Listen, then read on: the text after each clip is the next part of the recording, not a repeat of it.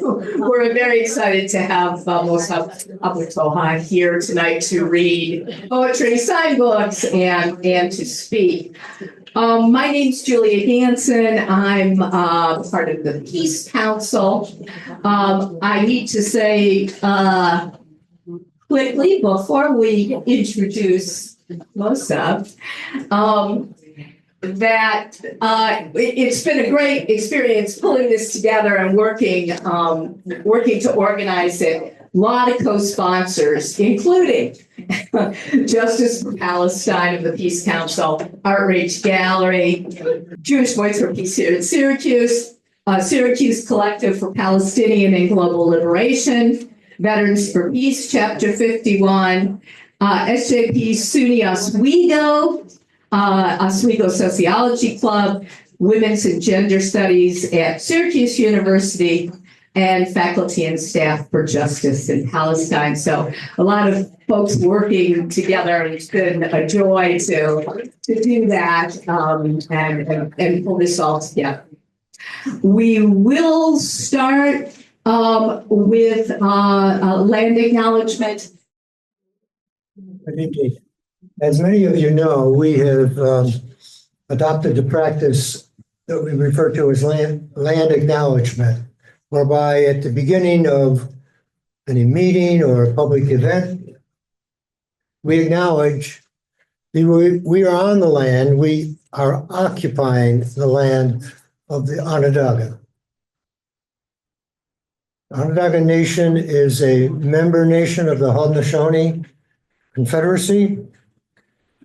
And at the caution and recommendation of some Indigenous friends, I have an Indigenous veteran who's at a recent Veterans for Peace conference, cautioned that we should be careful not to make that a mere platitude. So to ensure that we don't do that, we do take a brief moment to explain the importance of the acknowledgement. For example, the land that was stolen from the Onondagas was stolen by our settler colonial ancestors as part of their attempt of complete genocide of all indigenous people. And we note that in 1779, our revered George Washington, as part of his scorched earth policy, issued an order to General Sullivan to lay waste to the people and the land of the Haudenosaunee. And it's also important to mention that the importance of the Haudenosaunee as a model to us. We are indebted to them. The great law of peace had a profound influence upon the founding of the United States, the women's rights movement, and the model for the United Nations. So I am holding here a book that the Peace Council, the Neighbors of Onondaga Nation, developed. We still have copies available. If you can't get a hard copy, it's available online. It's very good reading for understanding and and developing a better relationship with our Onondaga neighbors. Because if we could just pay attention and learn from them, we could learn how to live in peace with each other and with Mother Earth. Thank you for coming.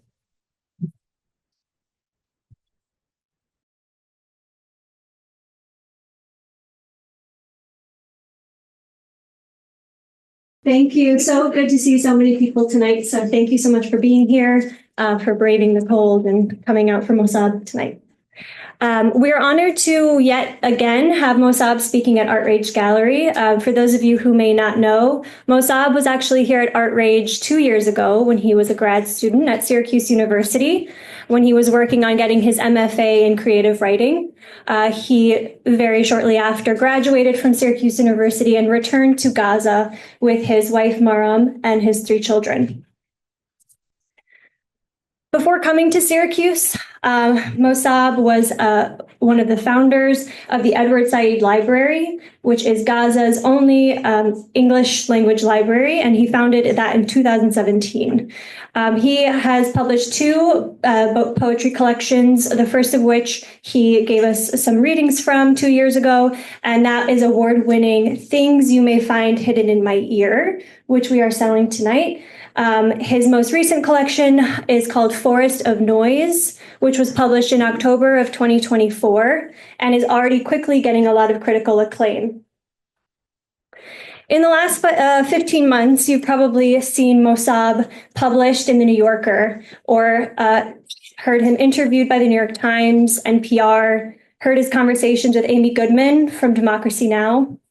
You may have also heard that in November of 2023, Mosab was detained by Israeli soldiers, separated from his family. He was beaten and detained for over 50 hours, shortly after which an IDF soldier said, sorry, we made a mistake, and released him back into Gaza, where he had to then look for his family. And while we are so thankful that he was released, I just want to take a moment to think about all the other Palestinians who are still held by the Israeli military in some of the worst torture facilities we can even imagine. Probably we cannot imagine. And since October 2023, unfortunately, we've seen so many in our literary and academic communities who just haven't found the bravery or the courage to speak up about what's happening in Gaza. So for a moment, I want to appreciate the fact that we have someone here tonight who hasn't shied away from speaking about the constant and daily injustices going on in Gaza against the Palestinian people. We have to understand how lucky we are to have him with us and share his stories and his experiences. I also encourage you to follow him on social media, his various platforms. He's daily updating us on the horrors coming out of Gaza, and it's very important for us to be in tune with the constant updates. We're also very honored to have his wife, Maram, here tonight, who I understand is happy to speak to the media as well after the event today. And she is a political commentator herself, so we thank you so much, Maram, for being here. Please, everyone, help me give a very warm welcome to Mosab Abu Toha. Thank you so much, everyone, friends, neighbors, colleagues, professors at SU. Thank you, everyone, for coming to listen to my story, the story of every Gazan. Today, I'm going to share pictures. Before I start reading, I want to just share some pictures that I took in Gaza. Some of the people in this picture were killed in the past few months. I just want to share with you some window into Gaza. The pictures and videos that you don't usually see because of what Israel has been doing in the Gaza Strip. So this is a photo that I took in Beit Lahia 3 years ago. This is my friend, Rifat al-Arair, who many of you, I think, know. He was murdered along with his sister and his brother and 5 nephews in an airstrike in December 2023. Rifat was taking a picture of a strawberry. Maybe you can see here. He was taking a photo of a strawberry that we picked together. Next, please. This is Rifat again. He taught English literature at the Islamic University of Gaza. He did his PhD thesis on John Donne. And as you can see, when we went to the strawberry farm, you see the strawberries here. So when we came to pick strawberries that day, Rifat was coming from a lecture at the university, and you can see that he had some paper in his other hand. Next.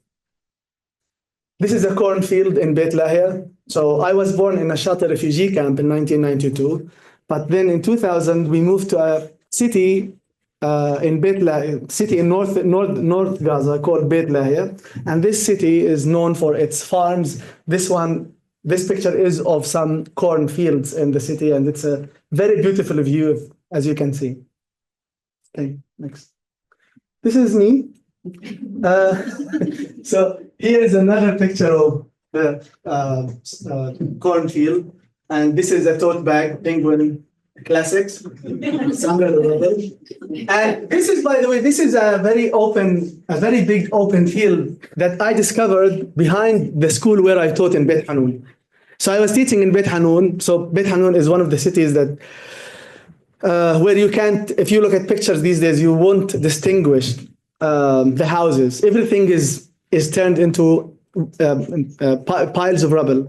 And behind the school where I taught in Beit Hanun, it was rainy that day, and many of the students didn't come, so we had a free day.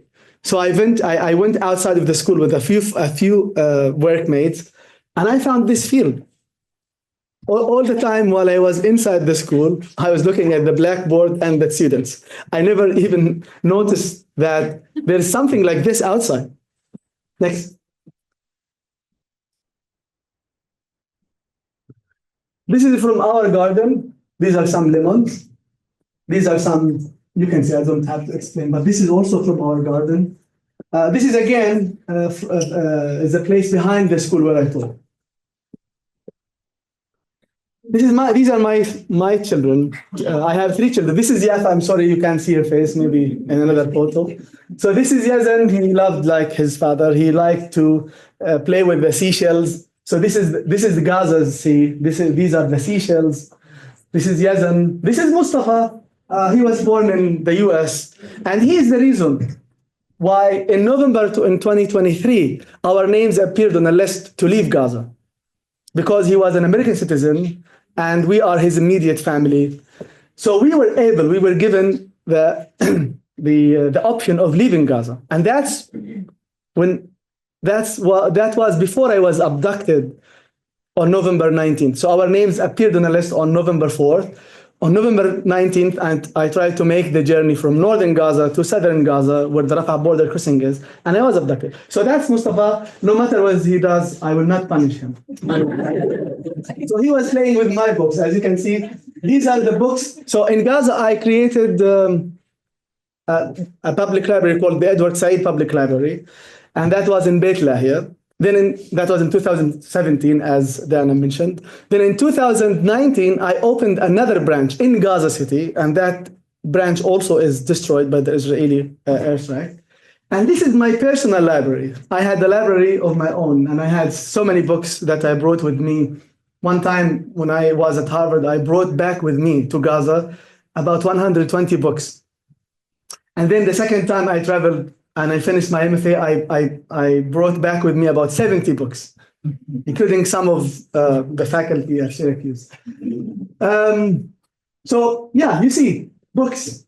One time my mother, after the house was bombed, we had a 4-story building house. So after the bombing of the house, that was in October 2023. In February 2024, I was in Egypt, and my family was struggling to find food. So they risked their lives to go back to the ruins of the house, to dig through the rubble and see maybe there is some food, cans, for example, oil, olives under the rubble. So they were digging in my apartment, and the only thing they could find were books. So these were the books. This is just a very small number of the books. Next, please. This is maybe one of the first photos that I took. I was on a trip with my students to a playground or a big entertainment place. And these were some, I think ducks, I don't know. But these are some beautiful birds swimming in the pool, man-made pool. And this is a picture of me with one of my students who was killed last October. His name is Hatem Zainin. And he was killed in an airstrike while he was looking for firewood to support his family. And I remember Hatem in particular because I remember when I was in Syracuse walking to the campus, sometimes he would send me some messages. And one time I decided to video call him. And I showed him the street. I remember it was Euclid. I showed him, I'm walking now to the university, and I told him he was my smartest student. And I told him, one day when you finish high school, I will help you apply for undergraduate program. But Hakim was killed, and this is a gift. This is a present that he took because he participated in a short story contest. Next. I think this is the last photo. No, this is not the last photo. This is a sunset. This is from my house. This photo was taken from my house. I love to take photos of the sea, of the sunset, of the sun, of the flowers, of the birds, of people. And as you saw, two of the people whose picture I took were killed in the past few months. Next. This is the sea. And next one. Next, please. This is, so there is, sometimes in Gaza there are names of places that do not indicate what they are. For example, this area is called Mina Gaza, Gaza's seaport. These boats, these are fishing boats. They can't sail as far as 7 nautical miles in the sea. I don't know when was the last time a ship or a boat sailed into Gaza. So it is called a port, but no one uses it to travel.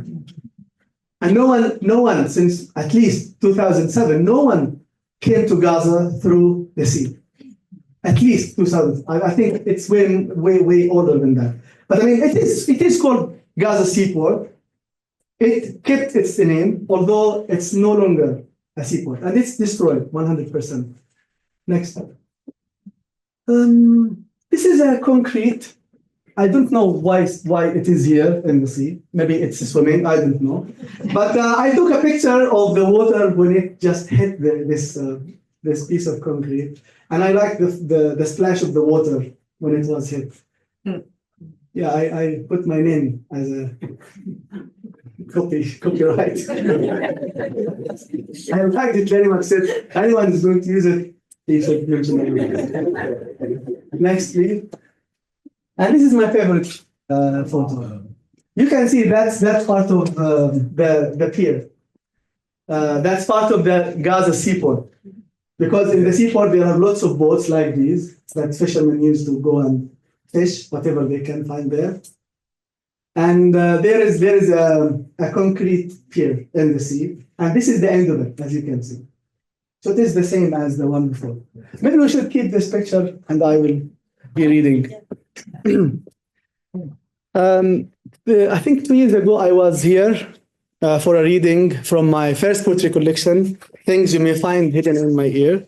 And by the way, it is the same copy that I had when I read here.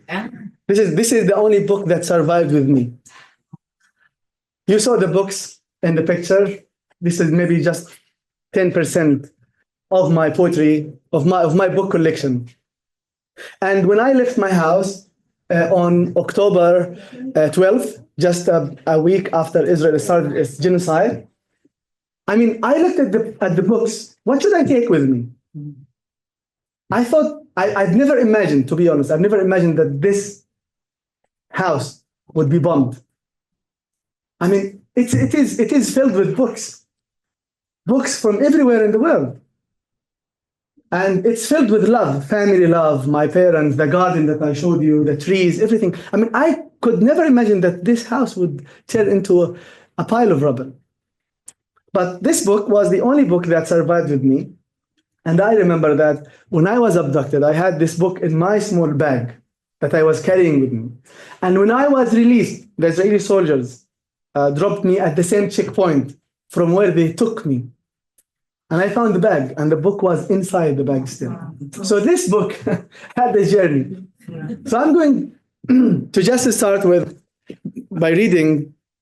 I'm not going to read some poems that I read in the past, because the walls would recognize the poems. I'll just only read the title poem, Things You May Find Hidden in My Ear.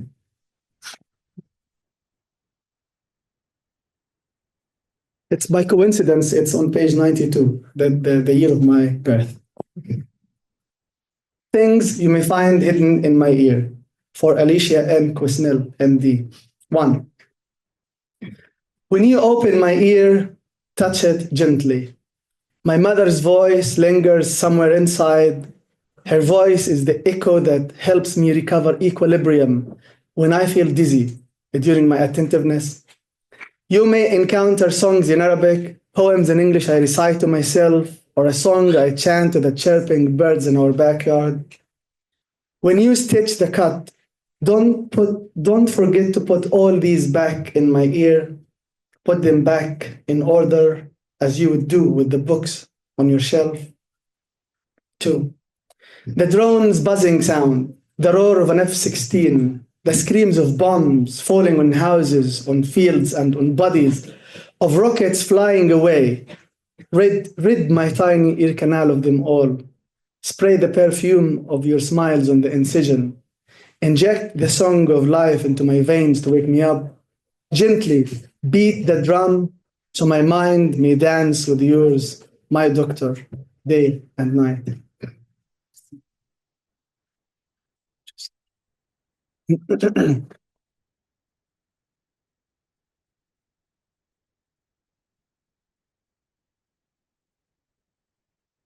Oh, sorry.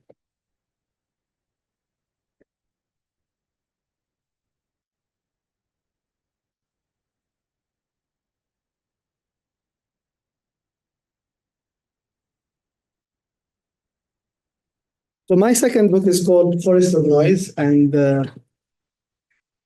half of the poems in the book were written before October 7th, some of which were written while I was doing my MFA here.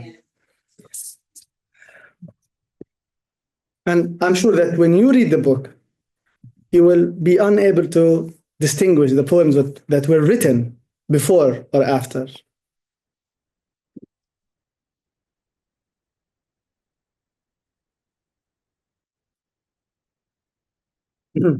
Obit.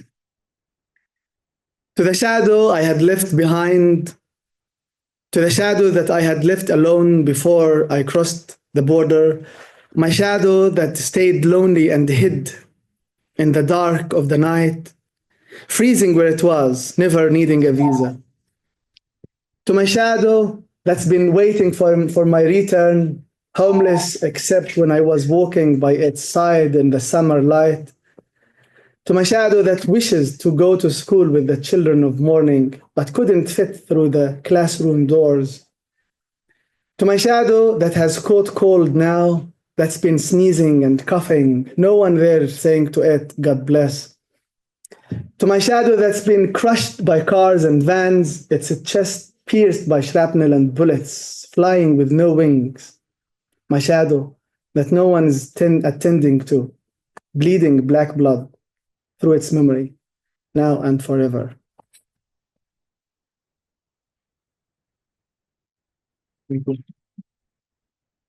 Thank you. So that was one of the poems that I wrote for a class at Syracuse.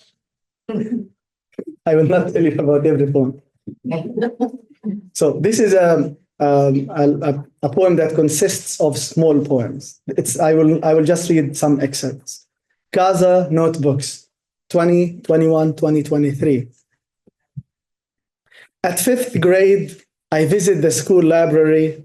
On a wall by the door, a poster claims, if you read books, you live more than one life. Now I'm 30, I'm 32 now. Now I'm 30, and whenever I look at faces around me, old or young, on each forehead I read, if you live in Gaza, you die several times. She asked her teacher, if there are 4 directions, then why do we have only 2 feet? No one at home.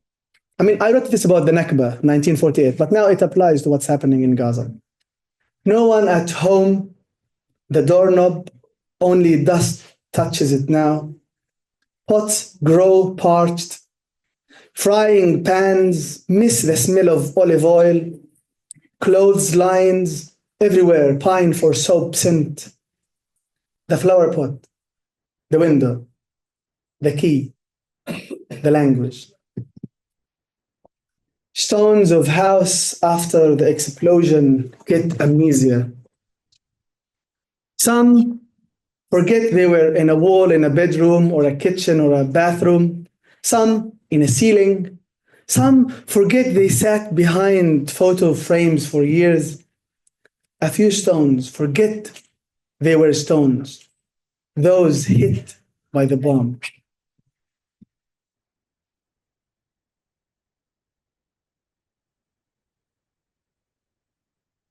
In the camp, the house, small, power off, humid, drone sounds buzz in through bullet holes. To have walls is a blessing. Outside, young and old spend most of the night in the street. In the camp, a street can become a living room. Talking, watching cats and mice scavenging through trash for cheese or meat. Rooms inside, drawers for tired souls temporarily stored. My dreams as a child.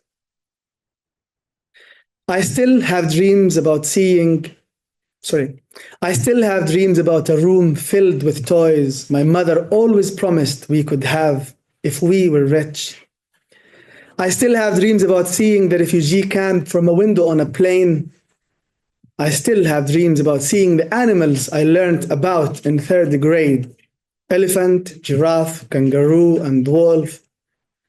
I still have dreams about running for miles and miles with no border blocking my feet, with no unexploded bombs scaring me off. I still have dreams about my favorite team playing soccer in the beach, me waiting for the ball to come my way and run away with it. I dream still about my grandfather. His name is Hassan. How much I want to pick oranges with him in Jaffa. But my grandfather died. Jaffa is occupied, and oranges no longer grow in his weeping groves. My son throws a blanket over my daughter. This is a poem that I wrote about a video that I took of my daughter Yafa. The video dates back to May 2021. It's when Israel attacked Gaza for 11 days. And that was the first time we were watching and hearing new bombs that Israel started to use. Of course, now, every day, you will hear these bombs, and I may play some sound recording of some of the bombings that I took. So in the video, I was filming Yafa. We were sitting in the inner hallway of our house, and she wanted to hide. She heard the bomb, and then she said, "Oh, there's a bomb." And then her brother Yazan, 2 years older than her, threw a blanket over her and said, "You can hide now." And so this poem is called, I don't have maybe to read it, but it's called "My Son Throws a Blanket Over My Daughter." Gaza, May 2021. At night, at home, we sit on the floor, close to each other, far from the windows and the red lights of bombs. Our backs bang on the walls whenever the house shakes. We stare at each other's faces, scared yet happy that so far our lives have been spared. The walls wake up from their fitful sleep, no arms to wipe at their blurry eyes. Flies gather around the only lit ceiling lamp for warmth in the bitter night, cold except when missiles hit and burn up houses and roads and trees. The neighborhood next to us, where Yazan learned to ride his bike, is scorched. Every time we hear a bomb falling from an F-16 or an F-35, our lives panic. Our lives freeze somewhere in between, confused where to head next. a graveyard, a hospital, a nightmare. I keep my shivering hand over my wristwatch, ready to remove the battery if needed. My 4-year-old daughter, Yafa, wearing a pink dress given to her by a friend, hears a bomb explode. She gasps, covers her mouth with her dress's ruffles. Yazan, her 5.5-year-old brother, grabs a blanket warmed by his sleepy body. He lays the blanket on his sister. You can hide now, he assures her.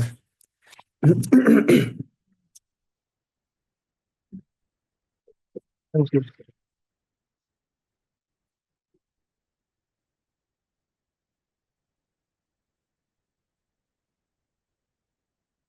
No art.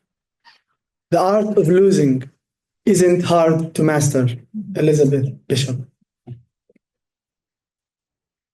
You know everything will come to an end. The sugar, the tea, the dried sage, the water. Just go to the market and restock. Even your shadow will abandon you when there is no light. So just keep things that require only you. The book of poems that only you can decipher. The blank map of a country whose cities and villages only you can recognize. I've personally lost 3 friends to war, a city to darkness, and a language to fear. This was not easy to survive, but survival proved necessary to master.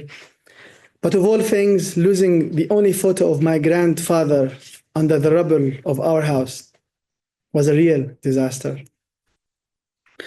I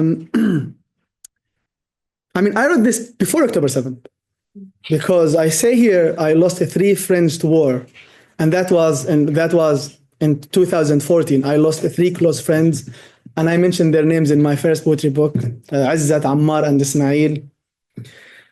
And here in the book, in this poem, I said, the book of poems that only you can decipher, the blank map of a country whose cities and villages only you can recognize. And now I'm thinking about the whole cities and villages and neighborhoods in Gaza that were destroyed. Now I look at the videos, I watch the videos and I look at the photos, and I don't know what street this is, even in my city. So now I'm struggling to know which street in the city this is, whether this was a mosque, this was a pharmacy, whether this was a kindergarten. So now it's not only about the blank map of a country that only you can recognize, whose cities and villages only you can recognize. But now we have to struggle from now on to recognize from the photos and videos. And even when unless you are on the ground, you can make it through the houses and see, oh, this is Ahmed's house, this is my friend's house, this is the school, and this is the market, etc. So now it's more than struggling to locate the cities and villages on a map. It's even locating, the places and pictures. Places that you use to visit every day, your neighbor's house, your grandparents' house. So this next one is, we are looking for Palestine. The sun rises and moves around. It sets to visit other places, and we are looking for Palestine. The birds wake up and look for food. They chirp on the blossoming trees laden with fruit, with peaches, apples, apricots, and oranges, and we are looking for Palestine. The sea waves lap against the shore. They glitter and dance with the fishers' boats, and we are looking for Palestine. People travel to relatives and friends. They book round-trip tickets, stuff their suitcases with gifts and books and clothes, and we are still looking for Palestine. Sir, we have no airports and seaports, no trains, no highways. We have no passable roads, sir. We do have crutches and wheelchairs, young men with one or no legs, no longer able to work as if there was work. We travel to the West Bank or Egypt for surgery. even to set a broken leg, but we need a permit to enter. We stuff our suitcases with pictures and memories. They feel very heavy on the road, on the ground. We can't carry them, neither can the roads. They scar the surface of the earth. We get lost in the past, the present, and the future. When a child is born, we feel sad for him or her. A child is born to suffer here, sir. A mother feels the great pain in labor. A child cries after leaving her dark place. In Palestine, our dark is not safe. In Palestine, children always cry. If we want to travel, we leave many times. And Syracuse is familiar with my attempts at traveling and coming back for the program. If we want to travel, we leave many times. In Gaza, you leave via Erez, either Erez or Rafah, a hard escape to make. So we search for the visa interview. Cairo, Istanbul, Amman, but not in Palestine. We don't have embassies there. The one in Jerusalem is farther than the Andromeda galaxy. Andromeda is 2.5 million light years away.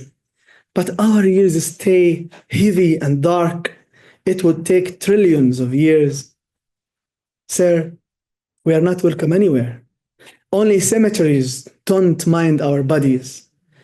We no longer look for Palestine. Our time is spent dying.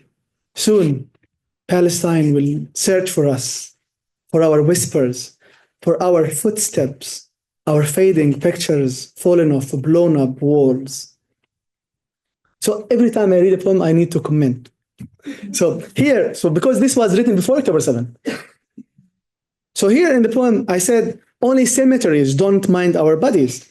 And now this is not true, because Israel has destroyed cemeteries and our bodies are not welcome because of the danger.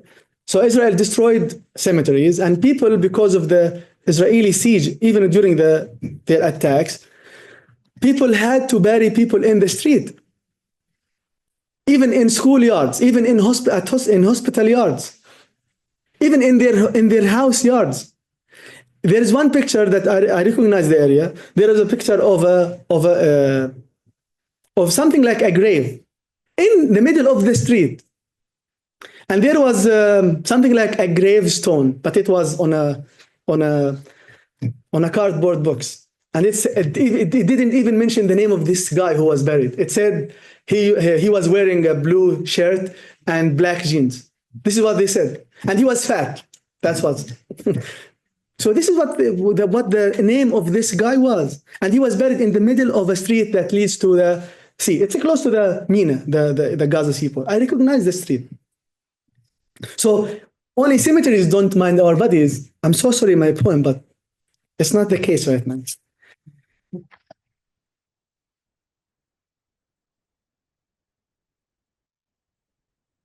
My library.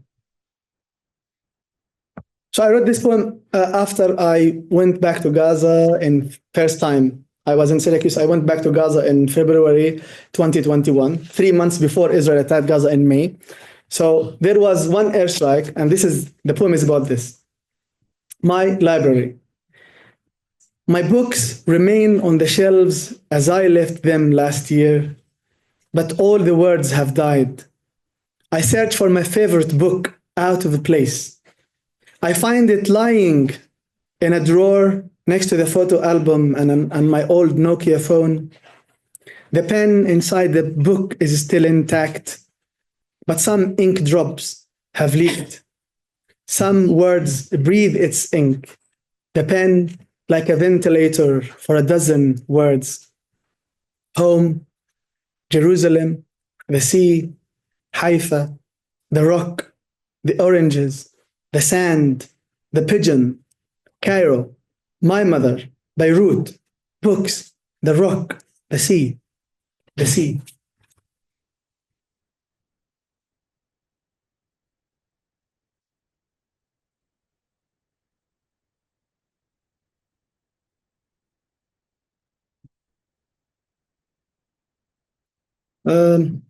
I'm not sure how many of you watched me read before. I'm repeating the same stories for everyone. I'm not sure.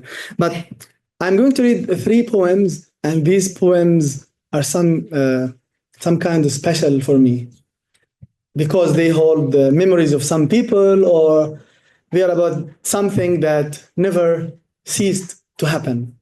This poem is called Right or Left. And it's about, actually, I read it on Chris Hayes' interview 3 months ago. So I'm going to read the poem and tell the story. So the story behind this poem is that many people, including some relatives of mine, were killed in their houses, and their bodies remain under the rubble until now. I mean, at least there are 3 people that Maram and I know. We don't know them, but we know their siblings. We met 2 siblings in Egypt while we were in exile before we came to Syracuse. And the 2 sisters were the only survivor of the airstrike. That airstrike took place in November 2023, just a week after I was released. I met the 2 sisters in Deir al-Balah Hospital, Al-Aqsa Martyrs Hospital. And I know their brother, Ismail Abu Toha, because he taught Arabic in a school close to us. So Ismail was killed in that airstrike. His 2 children were killed. His parents were killed, and 3 other sisters were killed. So only 2 sisters survived. So I met them in the hospital. One of them was unconscious. The other was conscious. She knew what happened, but the other sister, who was unconscious, didn't know anything. So it's a miracle that when we went to Egypt in December 2023, we lived on a street that was, so we lived on street 15, and the 2 girls were referred to another hospital in Egypt that was on street 9. So we were just six streets away from each other. So I used to visit them with Maram and the kids. I mean, nearly every day we used to go to the hospital to just say hi, sit with them, talk to them. So one thing, why I mentioned this story, because the sisters were asking me whether it was possible for them to return to Gaza. So that was probably January or February 2024, just 2 months after they left Gaza. I told them why. I mean, people are paying a lot of money to leave Gaza. I told them, why do you want to go back to Gaza? They said, the bodies of my father, Ismail, and another sister are still under the rubble, and we want to go back and dig through the rubble and bury them. So this poem, and I have relatives also who were killed a few months ago, and their bodies are still under the rubble until now. So this poem is about a sister of these 2 sisters whose body is still under the rubble. Her name is Ikram. She is 15 years old. Right or left? Under the rubble, her body has remained for days and days. When the war ends, we try to remove the rubble, stone after stone. We only find one small bone from her body. It is a bone from her arm. Right or left, it does not matter as long as we cannot find the henna from her neighbor's wedding on her skin, or the ink from a school pen on a little index finger.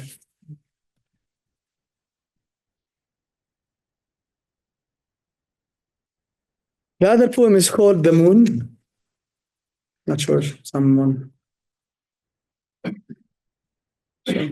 So this poem, The Moon, I wrote it while I was in Egypt, watching my people, my friend, my family killed on a daily basis, and they were starved by the Israeli forces and by this administration also.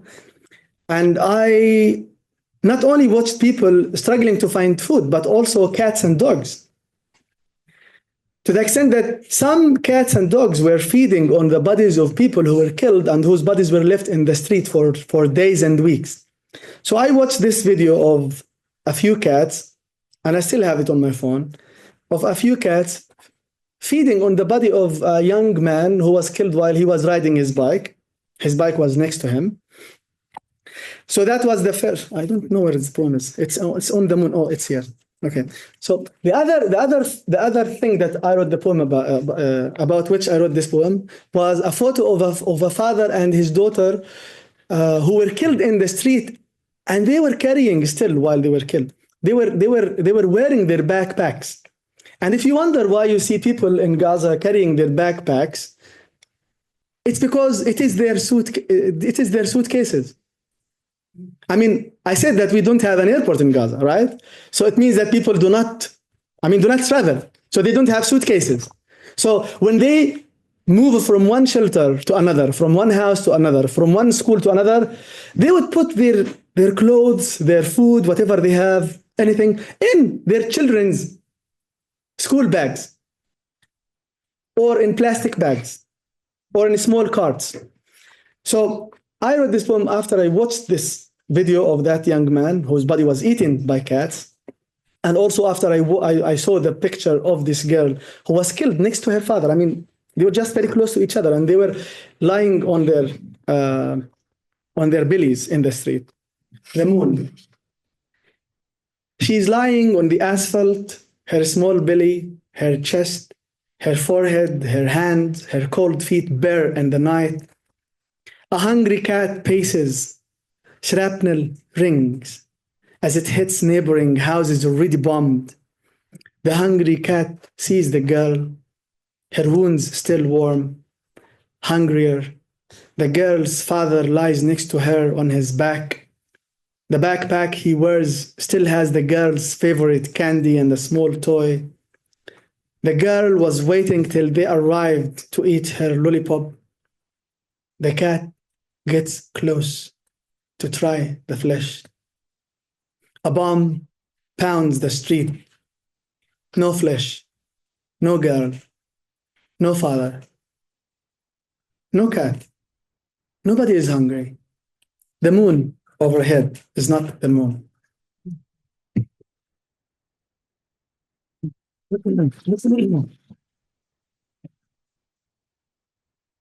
Is anyone watching the time? Am I good on time? Should I read 5 more minutes? Okay. Okay, so I will read one small poem and then one long poem. So this small poem, it's not small really, because it is big for me. So this one is called What a Gazan Should Do During an Israeli Airstrike. So now I decided to play some sound recordings. So I will play. So in Gaza, you could hear so many different sounds of Israeli military airstrikes or artillery shelling or gunshots or the drones buzzing sound. So this one recording, I have recording that last for about 2 hours, 3 hours. Sometimes I would sleep and keep the recorder open on. So this one was taken on my birthday, November 17th, 2 days before I was abducted. And that night, November 17th, was one reason why I decided to leave North Gaza and go south, in the hope of leaving Gaza with my wife and kids. Okay, this one. So this one is a recording of artillery shelling, and you will hear 3 different sounds. The one is when the shell was fired. The second is the whirring sound of the bomb in the air. And the third one is the explosion of the bomb. I mean, I don't have to explain. You will. I don't know why I explain everything. Okay.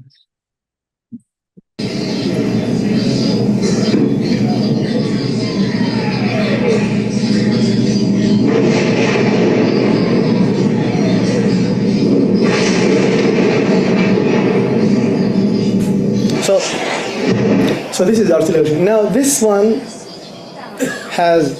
this is a video. I'm not going to play it. This one video was also taken on November 17th at 11 at 11 p.m. And you will hear, this time, you will hear both artillery shelling and airstrikes.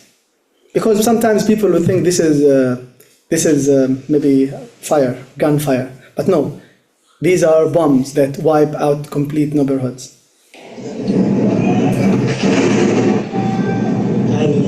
This is my voice in Arabic. هلا شباب اهلا بكم خشوا تحت السقف بلاش تتشباب واحنا غاصين بين البابان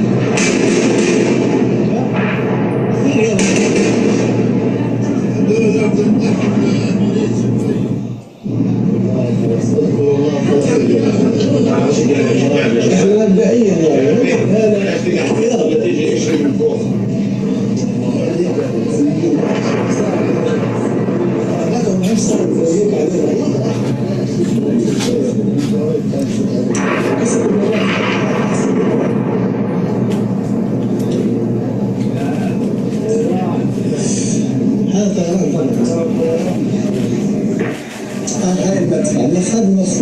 I'm explaining what's happening.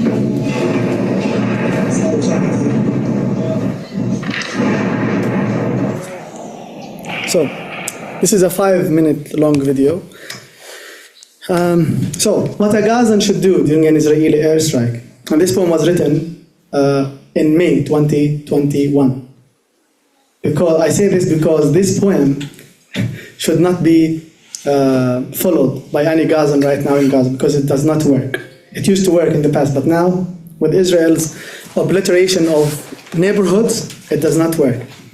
What a Gazan should do during an Israeli airstrike: turn off the lights in every room, sit in the inner hallway of the house, away from the windows, stay away from the stove, stop thinking about making black tea, have a bottle of water nearby big enough to cool down children's fear, get a child's kindergarten backpack and stuff tiny toys and whatever amount of money there is, and the ID cards and photos of late grandparents, aunts or uncles, and the grandparents' wedding invitation that's been kept for a long time.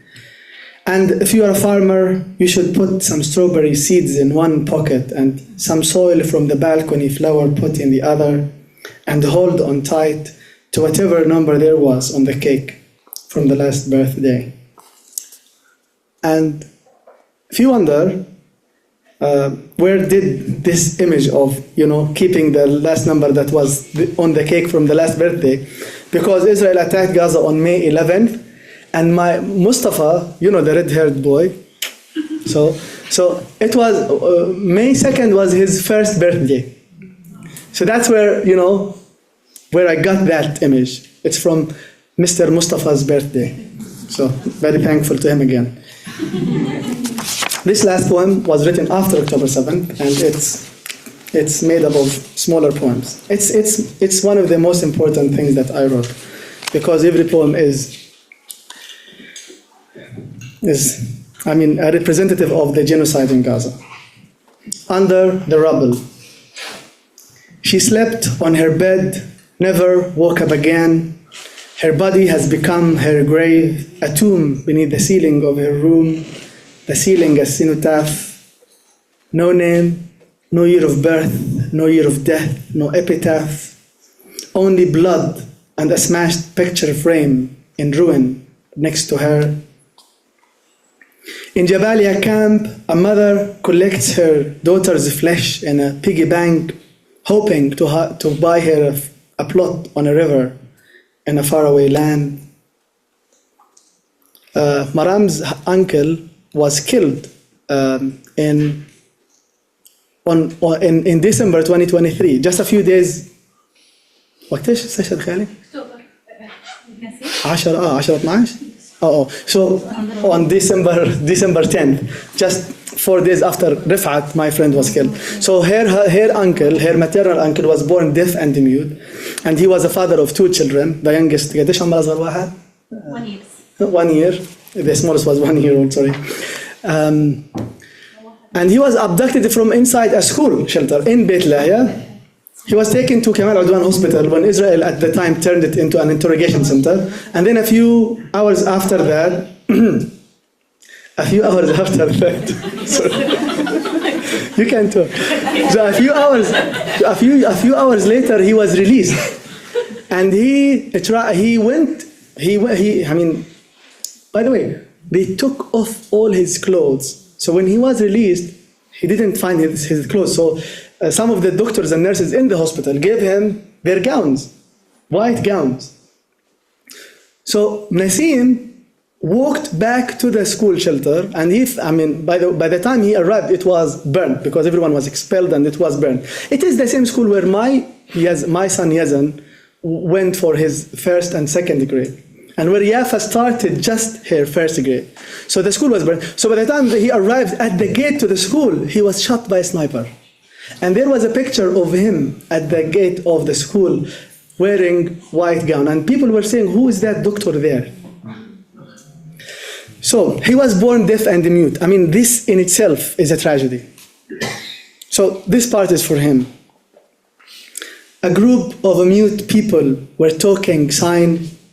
When a bomb fell, they fell silent. It rained again last night. The new plant looked for an umbrella in the garage. The bombing got intense, and our house looked for a shelter in the neighborhood. I leave the door to my room open so the words in my books, the titles and names of authors and publishers could flee when we hear the bombs. I became homeless once, but the rubble of my city covered the streets. They could not find a stretcher to carry your body. They put you on a wooden door they found under the rubble. Your neighbors, a moving wall. The scars on our children's faces will look for you. Our children's amputated legs will run after you. He left. This is a true poem, and it happened again and again to so many other fathers who went to get some bread for their kids. He left the house to buy some bread for his kids. News of his death made it home, but not the bread. No bread. Death sits to eat whoever remains of the kids. No need for a table. No need for bread. A father wakes up at night, sees the random color on the walls drawn by his 4-year-old. A father wakes up at night, sees the random colors on the walls drawn by his 4-year-old daughter. The colors are about 4 feet high. Next year, they would be 5. But the painter had died in an airstrike. There are no colors anymore. There are no walls. This is true. I changed the order of my books on the shelves. 2 days later, the war broke out. Beware of changing the order of your books. What are you thinking? What thinking? What you? You. Is there still you? You there? I keep asking myself this question. Because even the State Department, when they are asked by journalists, can you tell us about a safe zone where people can go and they will not get bombed? Can you tell us? Because this is a humanitarian, where is one place that everyone in Gaza can go without being bombed? Because Israel has been bombing every place, including the so-called humanitarian area. Where should people go? Should they build a big ladder and go up? But heaven has been blocked by the drones and F-16s and the smoke of death. My son, not Mustafa, the older one, my son asks me whether when we return to Gaza, I could get him a puppy. I say, I promise, if we can find any. I ask my son if he wishes to become a pilot when he grows up. He says he won't wish to drop bombs on people and houses. When we die, our souls leave our bodies, take with them everything they loved in our bedrooms, the perfume bottles, the makeup, the necklaces, the pens. In Gaza, our bodies and rooms get crushed Nothing remains for the soul, even our souls. They get stuck under the rubble for weeks.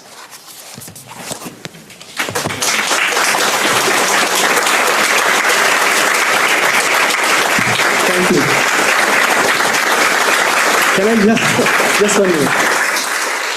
There is one poem that I published after the book was published. I just want to read, because I've never read it before in any readings. So this is a gift to Syracuse. It's a long poem, but I will just read one part.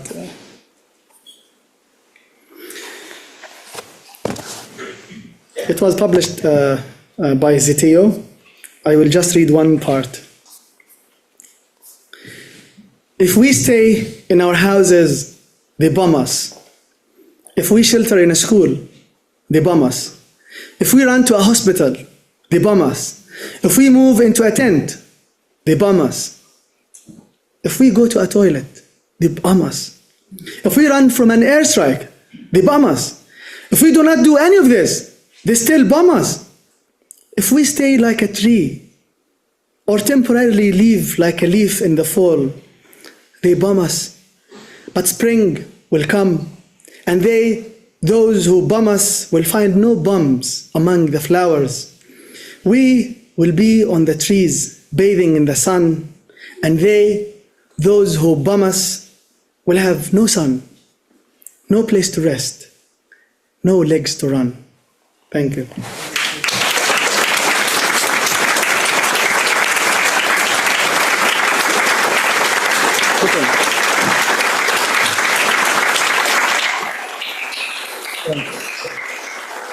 What would you like to do? Would you like to take questions? Maybe 2 questions. That's fine.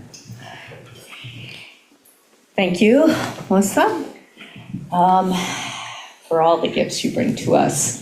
I just asked Mosab if he would like to take some questions, and he said perhaps just a couple. And as we do that, there will be a basket passed for donations, but we will continue with the program while that happens. So, thank you. And I remember last time you were here, you were sort of very well able to run your own Q&A. So I think what I'll do is, if you have a question, raise your hand. I say, we'll just take a couple, but I'll come to you with the microphone. No, because you need this one. I can hear them. Oh, you can. Okay. Are we not doing the pitch? No.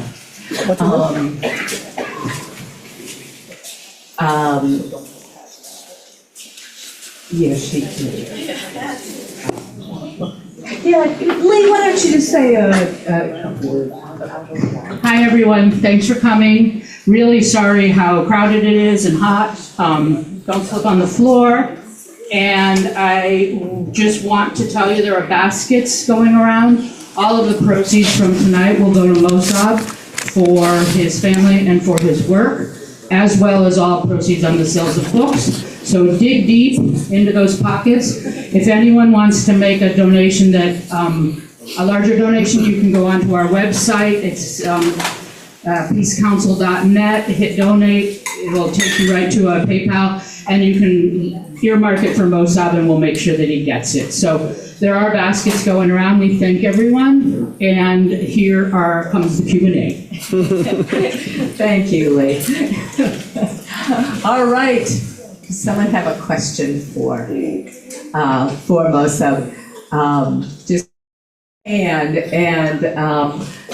Mosab says if you speak from where you are, he can hear you. I will stand here. Anyone has any questions? I'm sure every question has been okay. Yes. Mosab, as a Gazan, what would you like the people in this room to do to get the word out so that our government will stop participating in this genocide? I think that most people here have been doing the right thing, which is to amplify the voices of the people and tell the personal stories of the people who have been killed on a daily basis. Marching, protesting, calling their representatives and their senators, calling out the criminals. But I think that emphasizing that what's happening in Gaza, what's happening in Palestine, did not start on October 7th. And the fact that I had some poems in my first poetry collection, some of them were written in 2017 and 16 and 19, etc. I mean, it's a testimony that we have been killed on a daily basis. We have, I mean, what's different about this genocide is that it's happening very intensely. That not only are people killed, but also the houses where they have been living. I mean, I would like here to talk about the refugee camp. I wrote a piece for the New Yorker about the decimation of the refugee camp. I mean, these people in the refugee camp were living in the refugee camp because they were waiting for a return.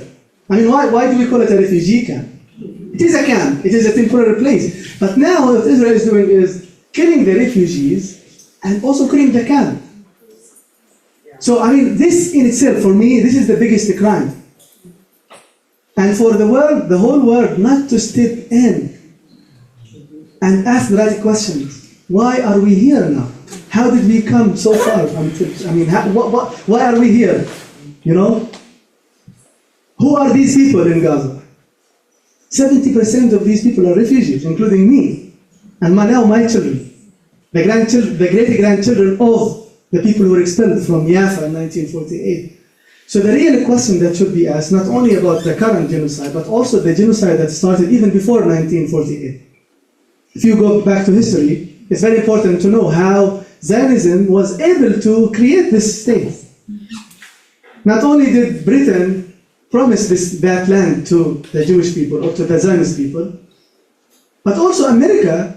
I mean, I thought, I was very naive. I thought America, took part in the Israel-Palestine issue in maybe in 1960s or 50s. No. They were there even before 1948. Because when Britain withdrew from Palestine, when they said, okay, I mean, it's very shameful that Britain withdrew from Palestine and left the Zionists to do the job of creating this state.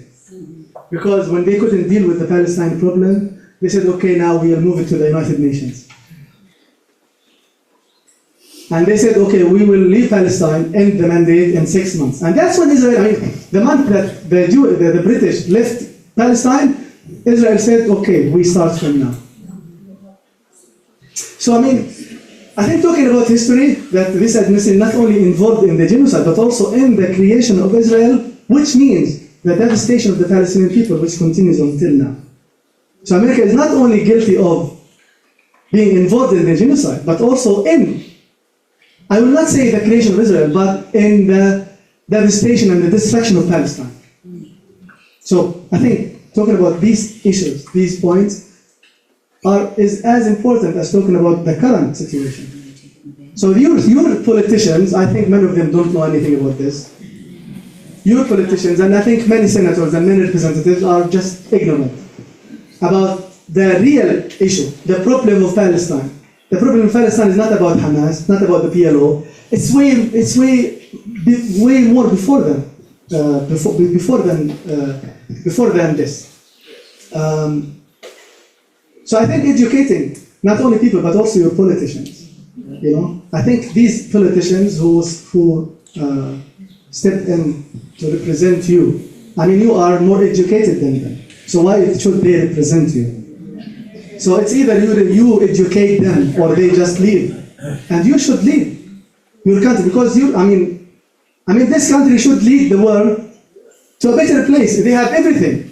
This country has everything, unless some of you disagree. You have 10 million kilometers, 2 million square kilometers. You have a lot of resources in this country. You should help people stand on their feet, not do what you did 500 years ago to the native population.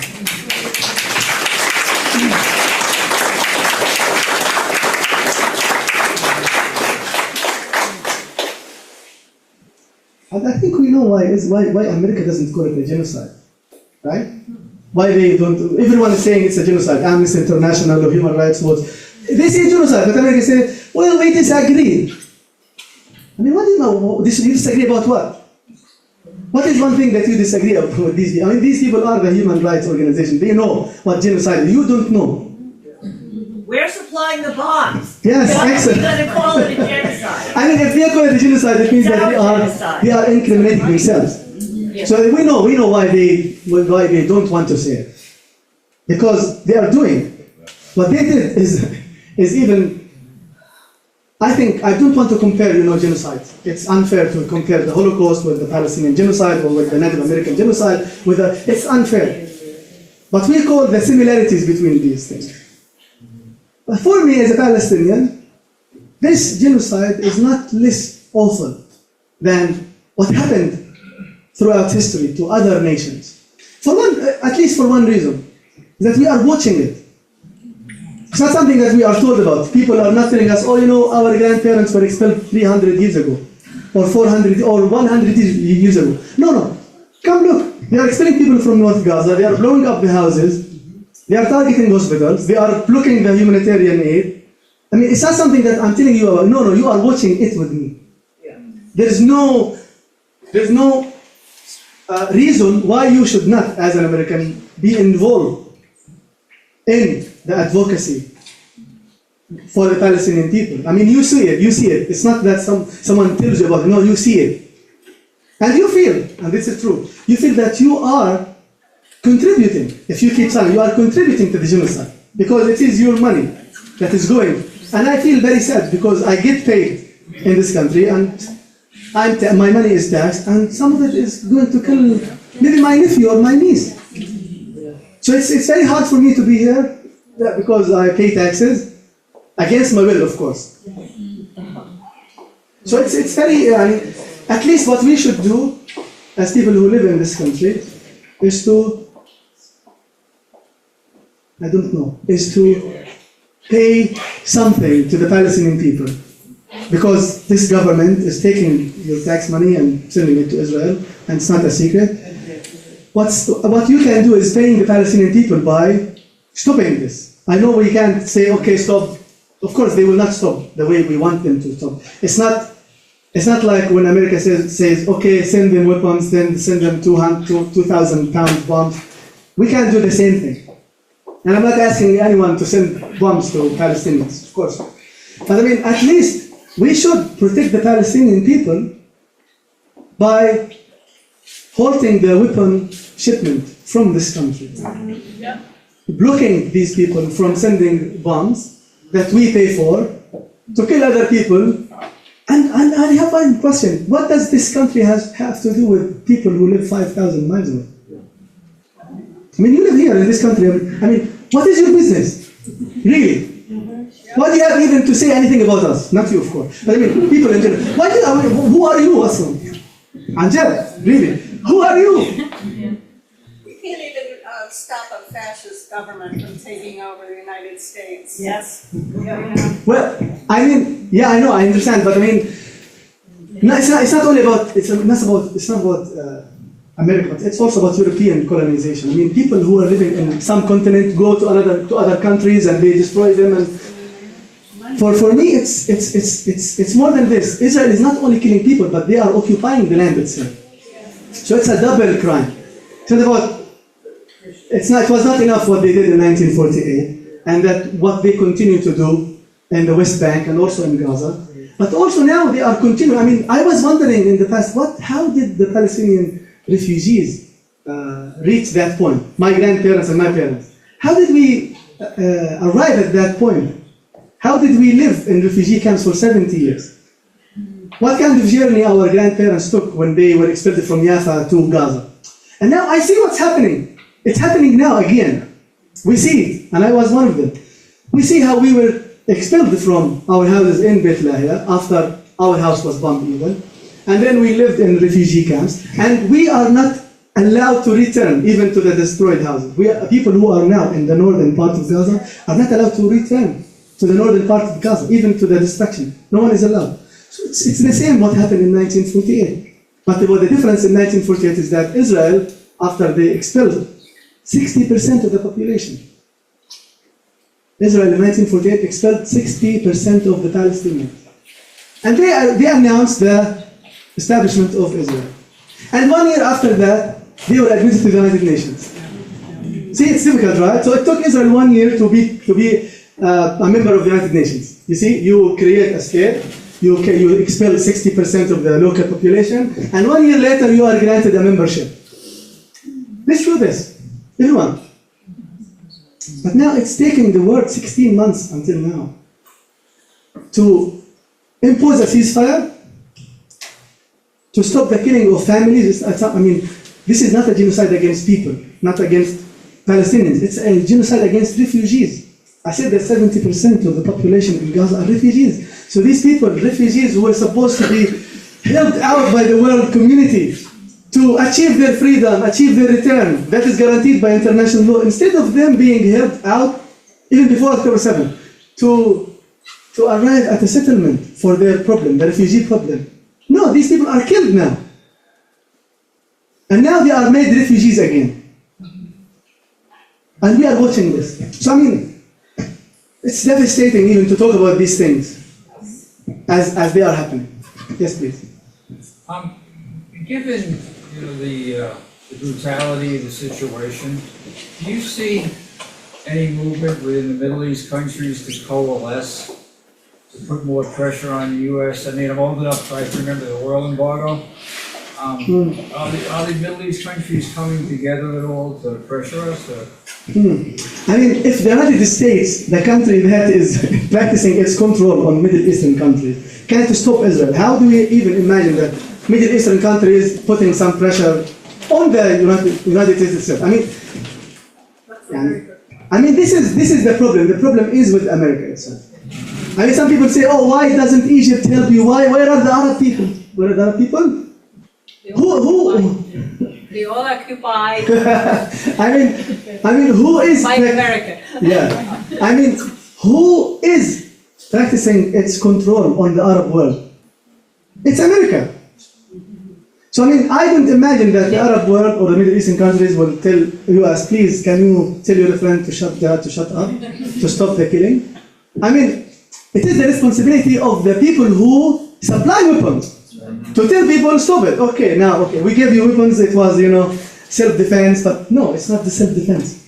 I mean, destroying a refugee camp or destroying 70% of Gaza is not self-defense. No. And killing your own hostages is not self-defense. And stealing more and more lands from Palestine in those it's not self-defense. What's happening is that people, so let's say this is my land, and now I think that Julia could be an enemy of mine, so I'm going to occupy her land. And then I will find John, and he may pose a threat. I will expel him. So this is how Israel is working. Yeah. You see, okay, we are here because in 1947, Israel was given, as part of the partition plan, about 50% of the land. Although the Jews, or the Zionists, in 1948, do you know how much they owned in Palestine? Less than 7%. The Zionists in Palestine owned only 7% of the land. Huh? The Jews in Palestine. There is a difference between the Jews. I mean, okay, so there were Jews in Palestine. Yes. These were citizens of Palestine. Yes. But I mean, they did not own 7% of the land. Themselves, they did not own 7%, because the people who started coming after, I think they were 1% of the Palestinians before the Balfour Declaration. But then I count everyone who came to Palestine after the Balfour Declaration, Zionists. Because they immigrated to Palestine in the hope of building a state.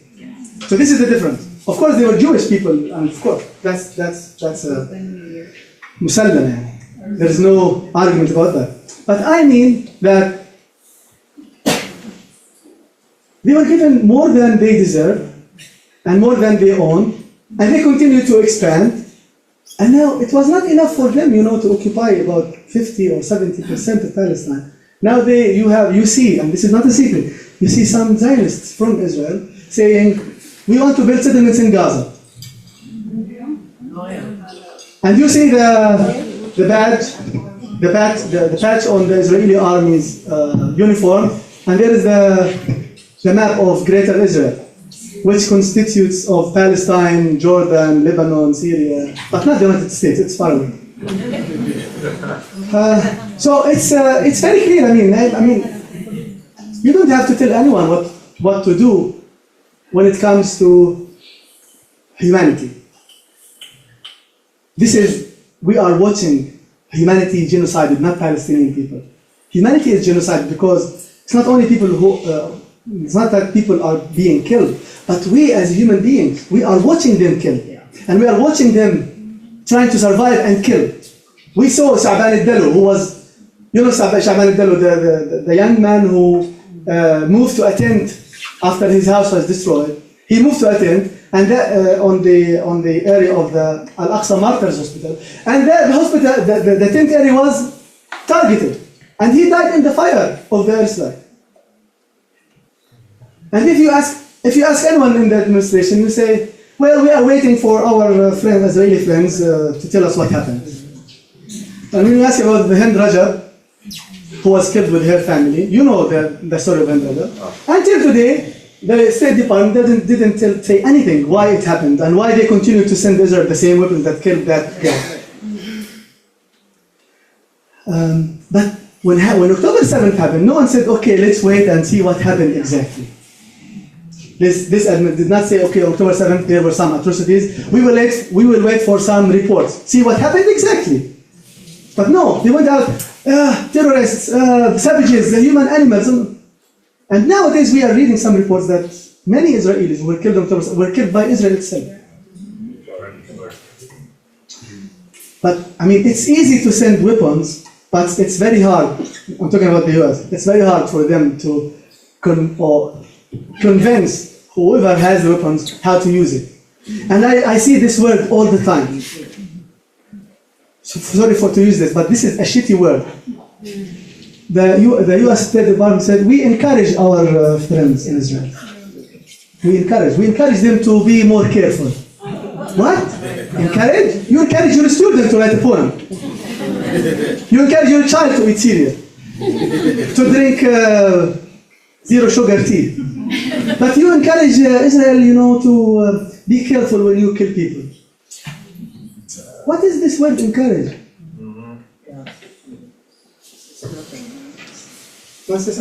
Yeah. I know you forget. It's pretty clear that in this country, democracy is quite aspirational, let's say. Right? Parties have demonstrated to be useless in this moment. We've got the encampments, the student movement.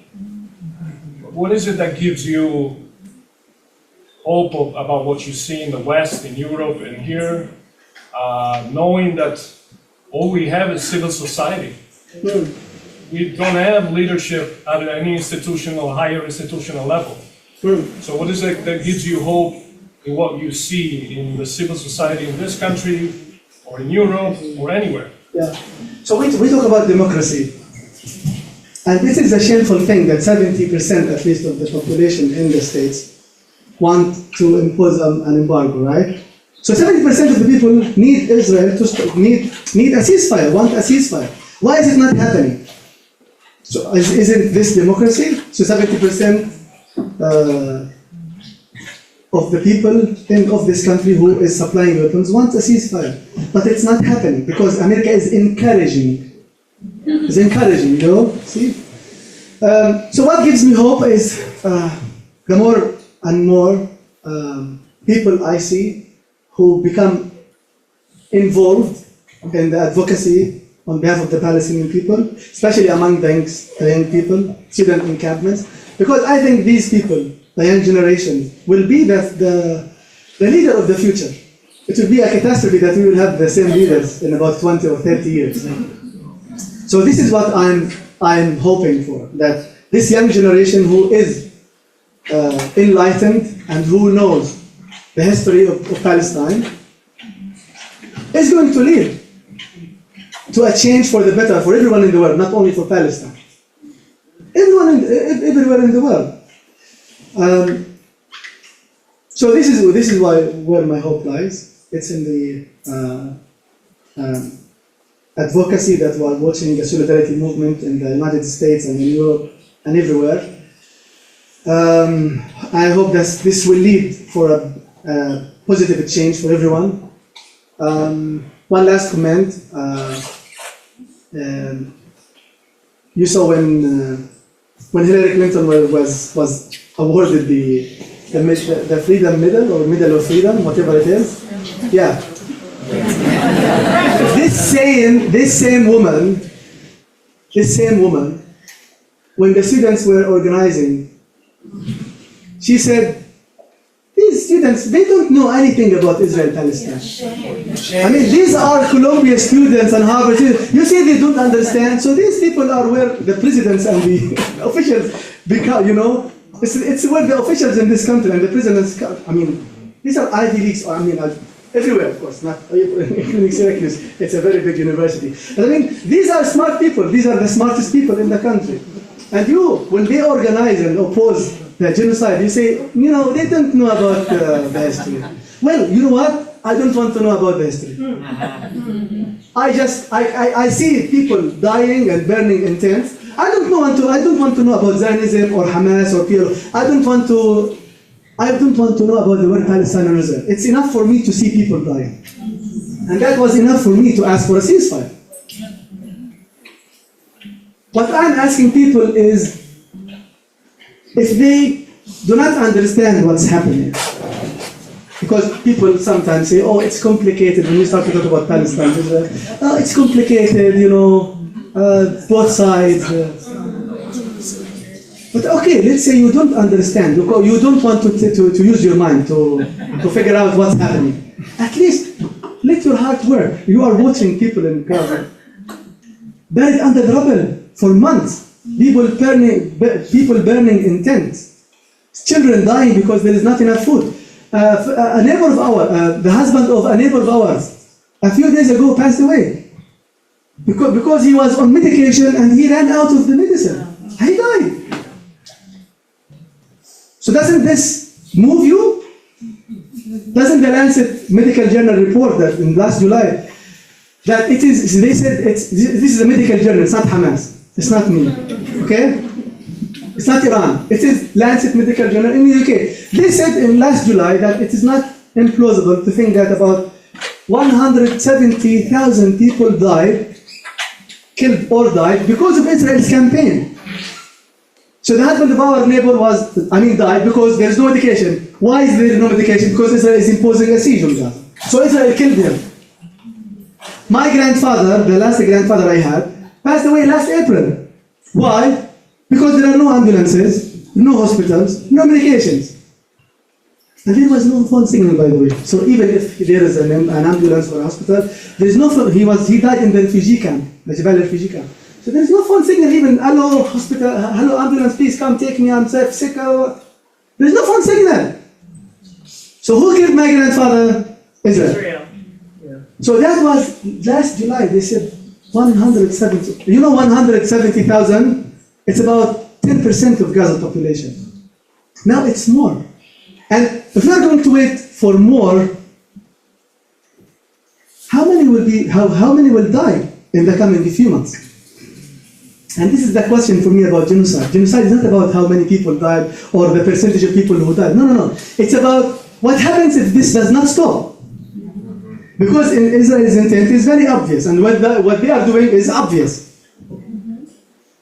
And I liken it to a fire in the house. So you are cooking and there is your child lights some fire, you know, in the corner of the kitchen, and it's a small fire. And you look and say, oh, it's a small fire, there is no need to call the firefighters, you know, it's small. And then it becomes bigger, and then, no, still, it's not fire, it's not a fire that necessitates, you know, firefighters or firefighters. And the question is, do we have to wait until there is a big fire to call the firefighters? And the same question about people who disagree about calling this a genocide. Do we have to wait until it's 15% to 20% of people in Gaza? Oh, it's a genocide. Okay, and then what do? You call it a genocide? No, we call something, we name something because we want to change something. We don't wait until we have the complete definition, although what's happening in Gaza meets the definition of genocide. Even let's say doesn't meet the whole criteria of the genocide. Let's say it meets one. Or do we have to wait until it meets 2 and 3 other points of the genocide, and then it's a genocide, and then what, Mr. Genocide denier? So what do you do? And the same, and I said I don't like to compare, but let's say in the late 1930s, early 1940s. The Nazis were killing the Jewish people and putting them in concentration camps. Now, let's say we are living during those days and we saw a Nazi. Hi, Nazi, shit on you. Are you committing a Holocaust against the Jewish people? What would he say? No. He would say no. Do you put Jews in the concentration camp? No, these are lies, you know.